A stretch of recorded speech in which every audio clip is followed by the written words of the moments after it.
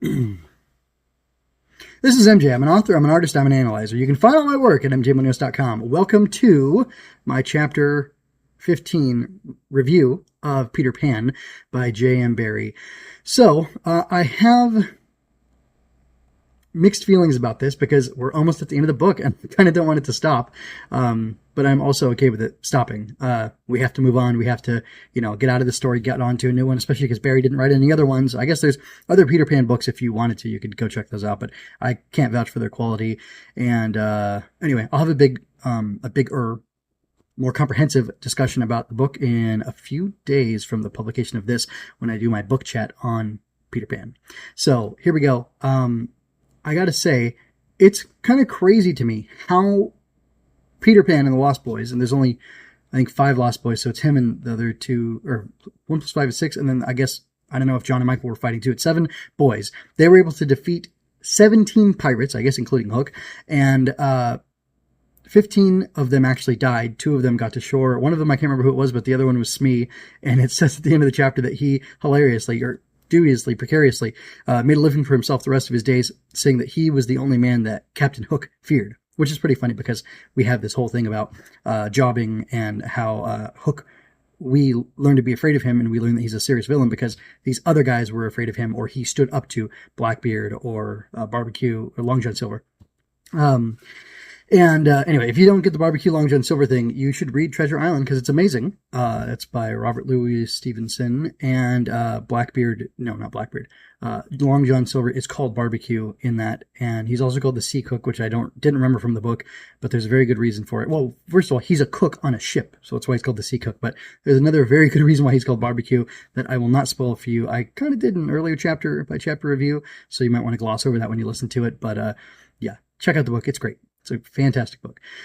So yeah, I'm really shocked by how many people these guys are killing, these kids are killing. And it's a little unrealistic, but it's also kind of cool. And Barrie calls attention to that with the narrator saying, now had the pirates all stuck together, they would have been able to defeat the boys because they were stronger than them. They're, a better fighting force, which you would think they have to be. And they have superior numbers as well. But also, before the fight even began, Peter already dropped 4 bodies.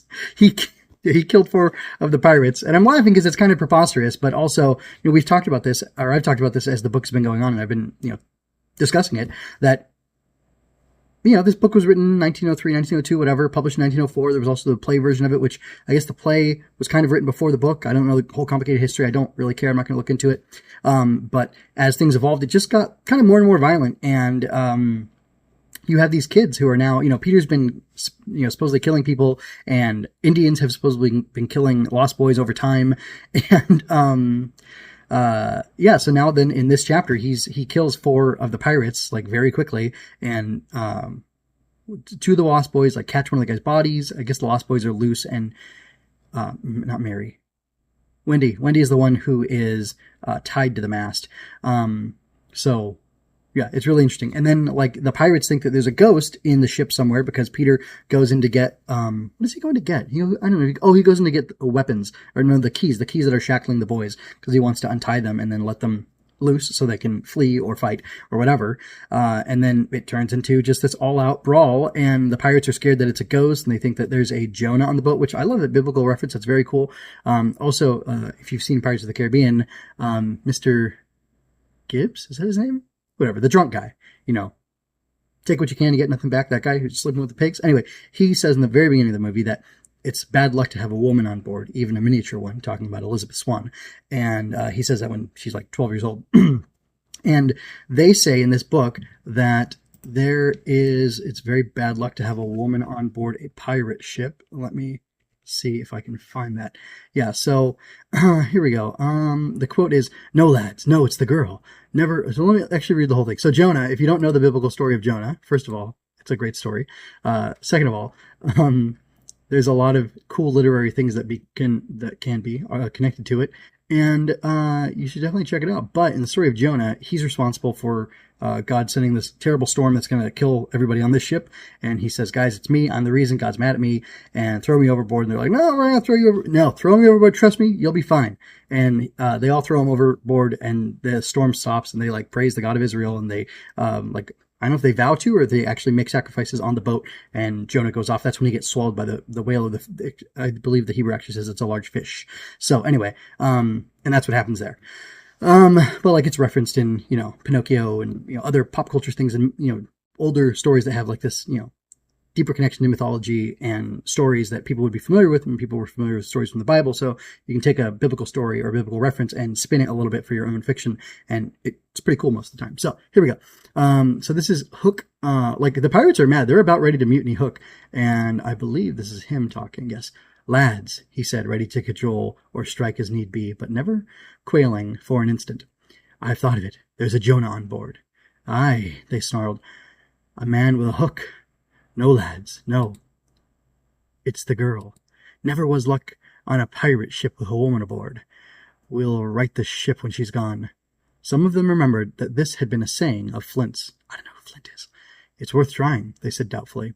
Fling the girl overboard, cried Hook, and they made a rush at the figure in the cloak. So at this point, Peter is in the cloak to look like Wendy, so he can go out because they've thrown all of the kids into this room where they think this ghost is killing people because Peter has killed a couple of the pirates in there. And then they throw all the kids in there because they're like, hey, if the kids die, that's great. Our problems are solved. And if they kill the ghost, great. That problem's solved. And then we'll kill the boys afterwards. So anyway, but it didn't work out. It did not work out the way they wanted it to. And then they all end up getting killed except for two of them. But anyway, that's just kind of an interesting thing going on there. I don't quite know what I got on that tangent about Jonah, but I have the book in front of me, so I wanted to read it. And I thought it was pretty cool. But, yeah, I mean, it's kind of shocking and surprising that Barry's just having these kids drop these bodies. And, I mean, I guess it's a classic adventure. Like, most heroes, most legendary heroes are guys who kill stuff. That's kind of what a hero is, in the very classical sense. And we get that here in this story. It's a little less sophisticated. It's not for children. And that's kind of what's going on here. So anyway, Captain Hook dies. He ends up falling into the crocodile's mouth and getting eaten pretty much. And that's the end of him. And anyway, we'll talk about more in the next chapter. I'm very excited to move close to the conclusion of this book. And I've been having a great time. And I'd like you to join in the conversation with this book as it's coming to an end. And stay tuned for the next book that I'm going to cover chapter by chapter as well. You can find out about that all on mjmunoz.com. Until next time, folks, take care, be well, and keep reading. I hope you enjoyed that. Go to mjmunoz.com to leave any questions, comments, or other feedback you might have. There you can find all of my analysis, art, and fiction. I cover books, tokusatsu, comic books, anime, and more.